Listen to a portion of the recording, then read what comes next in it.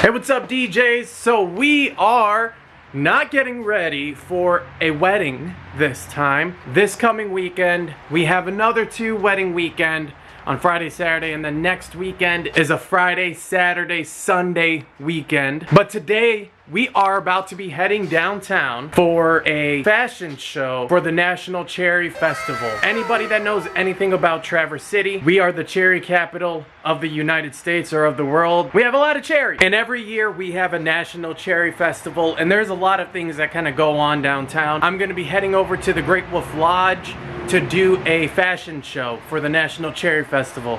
It's a simple gig. I'm just setting up sound, a wireless microphone. A buddy of mine, Scott, is usually the guy that does it. I don't think he was in town this week, so he wasn't able to do it. He got me their contact information, and I'm just kind of jumping in. This is a Northern Beat event, so they did book through Northern Beat Entertainment. It is not a contracted gig, as promised earlier in my videos. Anytime you see any kind of gig log or any video about me talking about an event, it is a Northern Beat event. So it is not a white label gig. It's not a gig where somebody else or another company hired me. It is a gig that I booked myself, and that is important to me. There's a couple things I need to unload and load up just to make my time easier. We're not going to be using the Prime 2 on this gig. We're actually going to be breaking out my old MC7000. What? What the fuck? The flight cases are very similar. The reason I want to use the MC7000 is A, I haven't used it in a while. B, that flight case has my DMX Go built in instead of the my DMX 3. And I think the my DMX Go would be a better system to run for DMX for the show.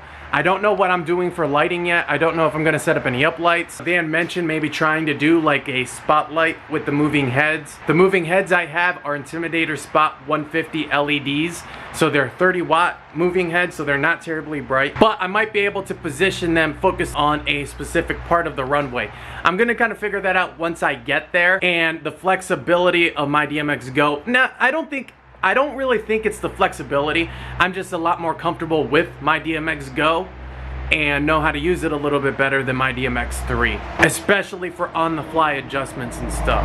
And my Prime 2 is primarily set up to be ran with an external mixer. I only have 1 microphone in that case, and it can only run 1 microphone. So anytime I need 2 microphones, I run it through an external mixer. My MC7000 has both of the microphone inputs pre-wired, ready to go, primarily because the Prime 2, when I put in the IEC adapter, I actually blocked off one of the microphone inputs without realizing it.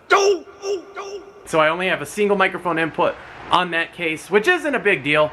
I always run an external mixer with it anyways, so that is kind of null and void. But this gives me an opportunity to take out my MC7000. I haven't used it in a while, and I miss that guy. I mean, it's been a while since he's been on the road with me. He's gonna join me for this gig, and we are gonna rock out this fashion show. After a few minutes of walking around the Great Wolf Lodge, I finally found where I am going, and it is right there in the conference center. So here I am. Here's my cart. We got the MC7000 today, and we gotta go down that hill all the way around. Let's get in there, start setting up. All right, here we are, all set up for the fashion show for the National Cherry Festival. So this is going to be the runway that they come down. They're going to be coming out of that arch, kind of working their way down. We have a wash effects over there, kind of washing that area. We put up a couple uplights, 4 on that side, 2 right there, and then 2 on the scrims. I wasn't going to use the scrims, but figured it'd be better than having the legs kind of sticking out. We are rocking QSC K12s. We set up a single Intimidator Spot 150 as a spotlight, and we've got our MC7000, and in this case it's very similar to my Prime. So I have a Shure ULX P4 built in, Beta 58 handheld, and this time we are running my DMX Go, and this is kind of what we got. Alright, people are starting to show up, everything is good to go, and we are all set up. It's gonna be an interesting one. I've never done this before, so this is gonna be my first time doing this event. Let's see how it goes. Visiting royalty. Before we begin, do we have any visiting royalty today? If we do, please stand.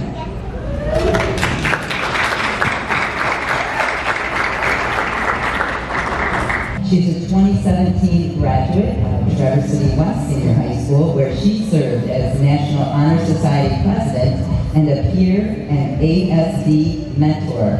Short-time dance theater and hip hop anonymous, worked as a tour guide and was a core member of Alpha Epsilon Delta, a pre-health academic fraternity.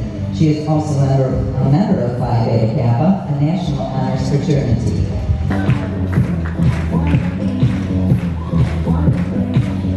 Alright guys, we are all wrapped up here at the Great Wolf Lodge, and everything went super smooth. The models came down, I played the music as Wendy, the announcer, would go to announce them or what store they were representing. I would kind of cut the music down, and it was interesting because as I was recording this and as we were kind of doing it, I thought to myself, you know, I'm gonna continue recording. I'm probably not going to be posting it as a gig log, because in terms of gig logs, it was fairly uneventful. We didn't really have any challenges. It was super smooth, it was super easy. There wasn't a whole lot in terms of formality. There was absolutely no dancing. And near the end there, I began to get a little bit emotional. And it wasn't anything that was happening in this room. It wasn't anything that the models were doing or that Wendy was saying.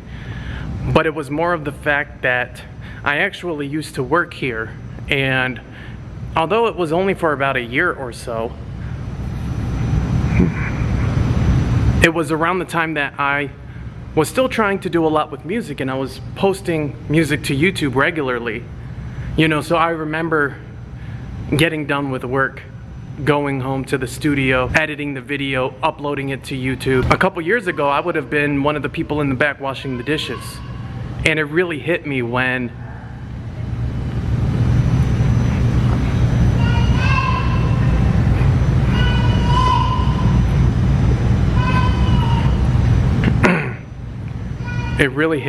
she announced my name.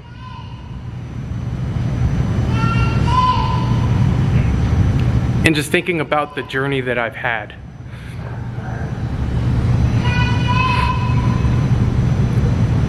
And how blessed I am.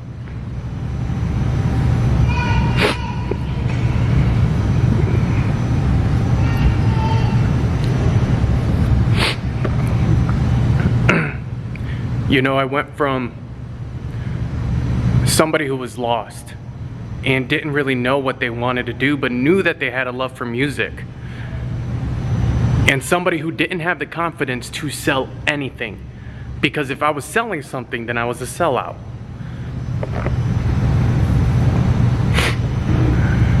And had no marketing skills whatsoever. I couldn't market myself, I couldn't sell myself, because I thought I was selling out, to getting a job in sales and learning how to sell. And then getting a job in marketing so I could learn how to market. And then eventually starting my own DJ business, and everything is good, you know? I don't just have gigs. I have very happy clients. I have clients who rave about the job that I do, who love and care for the work that I put out. And it was just surreal, let me tell you that. So I think if anything else, I know a lot of DJs probably aren't gonna like this as a gig log because it wasn't eventful, and I get that. But for me, I am going to be uploading this just to document my journey and remember where I came from. And maybe somebody out there may see this someday who is in a bad spot and think, you know what? I love music. I like DJing. Why don't I give it a shot? And maybe it can inspire them. That's it for this video. I'll catch you guys in the next one.